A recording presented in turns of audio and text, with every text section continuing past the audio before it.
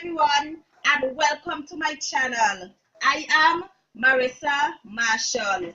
In today's video, I'm going to make tomato and oatmeal soup.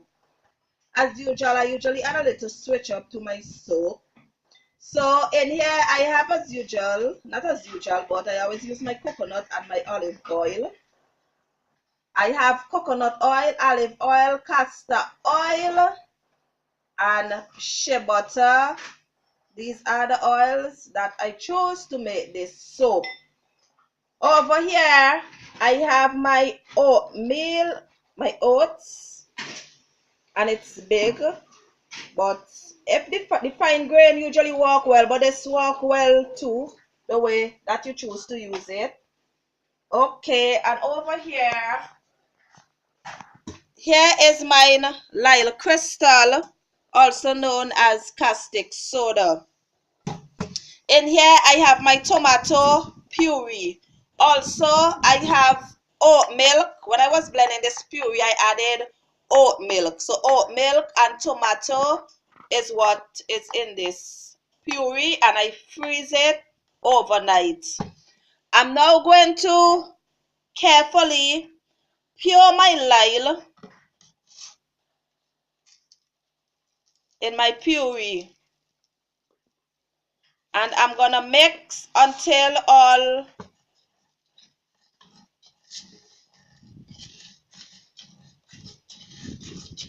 the solid liquid is dissolved. When using lye, always be careful because you don't want lye, aka caustic soda, to splash on your skin because it will burn. And if lye burn your skin, just hold it under the water for about 5 minutes, 3 to 5 minutes. I usually hold when those type of thing usually happen to me.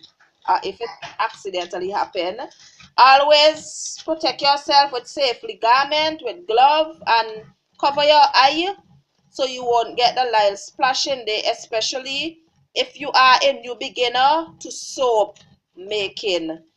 The process that I'm using to make this soap is CP, which is called cold process. When making cold process soap, you have to wait about 4 to 6 weeks before the soap is cured and before it can be used. If you are using hot process, that is cooking the soap, then you can use the soap after you cook the soap and cut it. You can use it right away. So I'm going to keep pouring my lye crystals on this until on my puree until all is melted.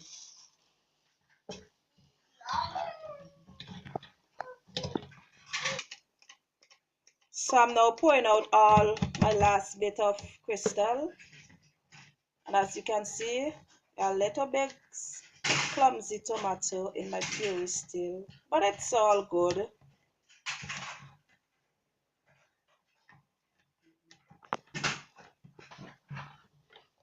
So I'm going at this still, and it almost dissolved. All my particles are almost dissolved.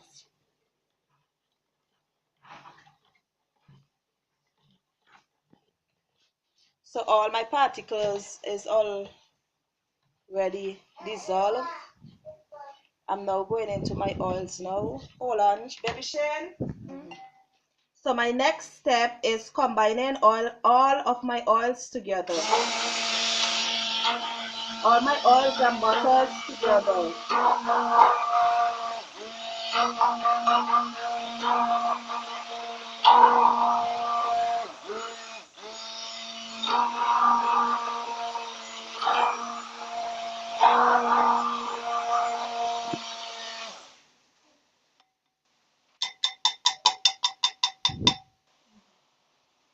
I'm going to check on baby Shane.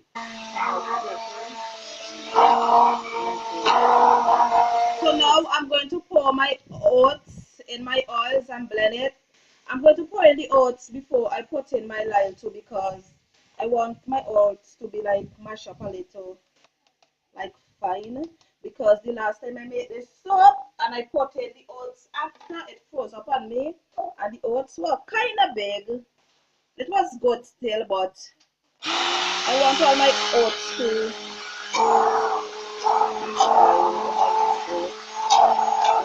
too big.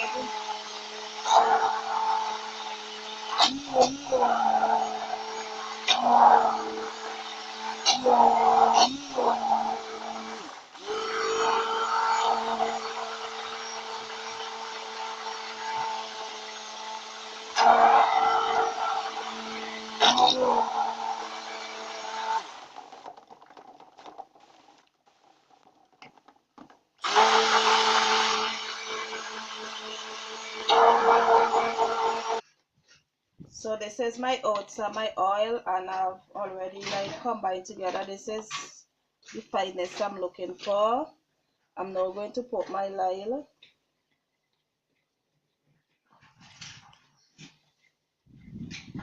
mixture in.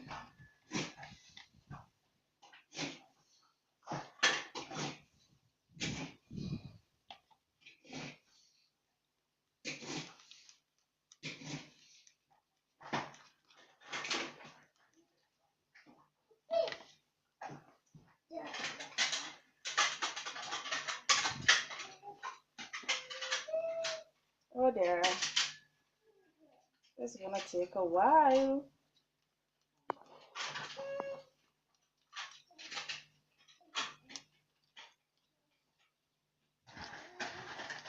I use a lot of tomato. I'm seeing it to the top a lot, so.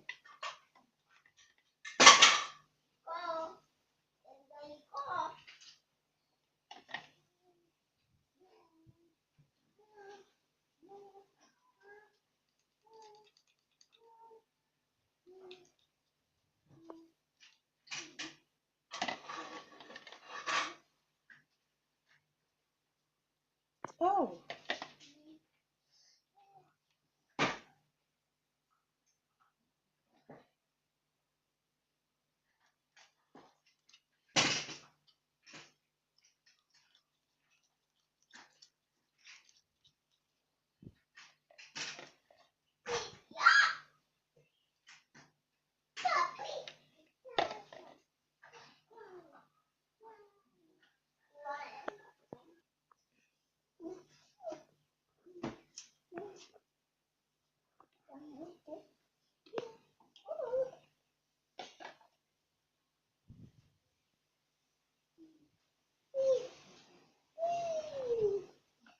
so now that I strained my puree, I have some remaining. So I will pour this in my batter because this is my tomato and stuff like that, skins, and I don't want to waste it. So I think I'm gonna pour it in the batter too, because the skin of the tomato has many benefits in it. So,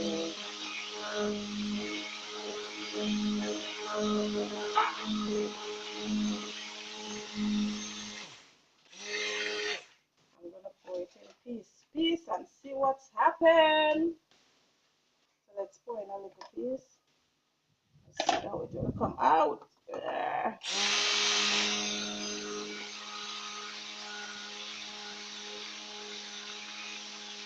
Okay.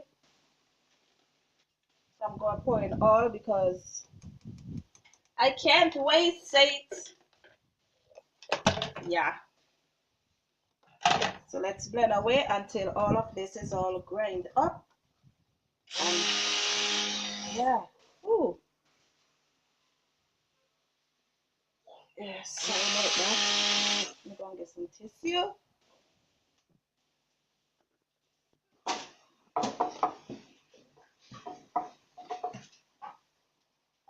Okay.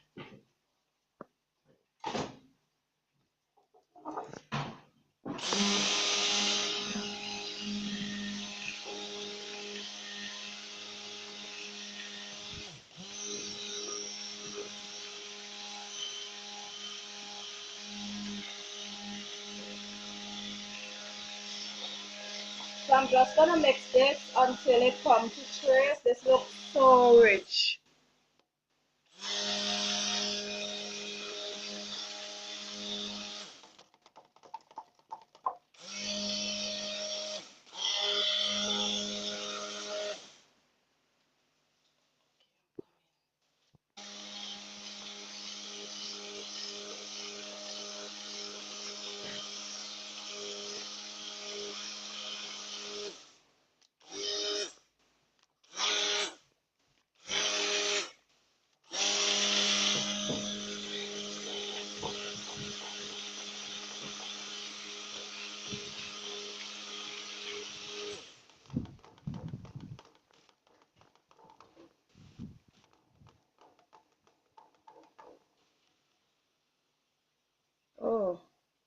I'm gonna give this a couple more blend, although it reached to chase. When your soap is ready to pour, when you know your soap is ready to pour, it's when you put the stick blender on top of your batter like this and you see the mark. That's when you know your soap is ready to pour. Sometimes it usually give false trace, so you got to mix your soap some more, because sometimes the top appear like thick and underneath still have liquid.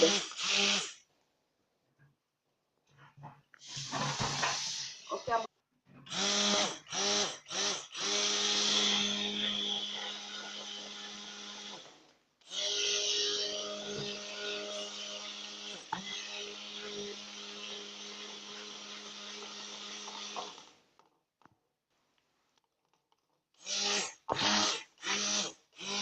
okay, my soap is all ready to pour now.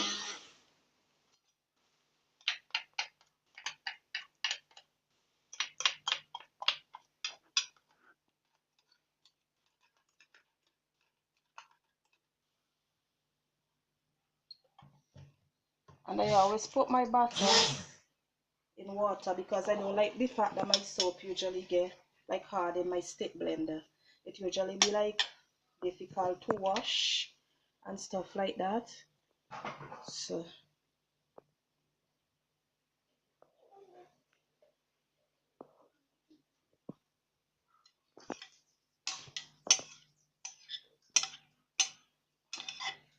these moles always giving me work to do. They always falling apart.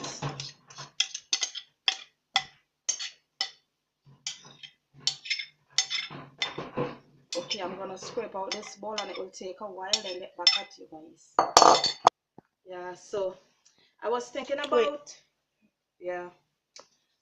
So there goes my oats and tomato soup, oatmeal. I ain't seeing the redness inside it, but I was thinking about doing videos on making my big batches of soap, but sharing these videos, like when I have orders and how I make these, like 4 pound mold. I was saying it's 2 pound. I was told that they are 4 pound molds. I think that's good because it's the same when you usually do the big batches. Just me in the oils on them usually be like much more.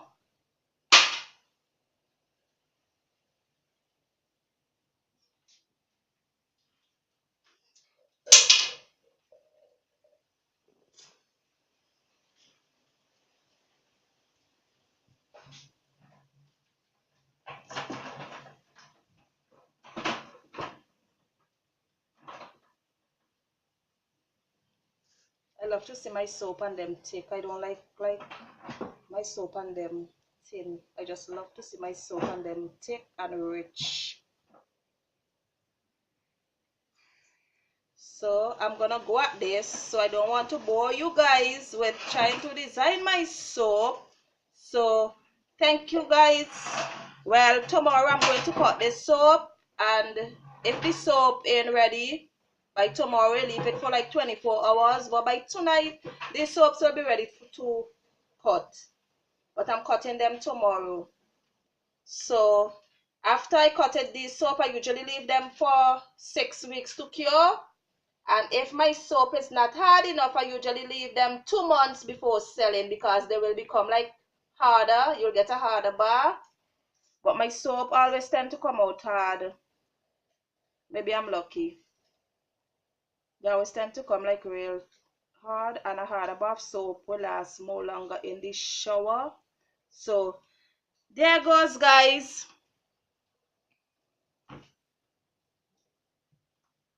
Thank you so much for watching my video. Thanks for subscribing to my channel and joining me on my YouTube journey. Hope you guys enjoy my videos, and see you guys on my next video. I love you guys so much, and I appreciate you guys so much. Mwah, mwah, mwah. And I'm out, guys. Bye.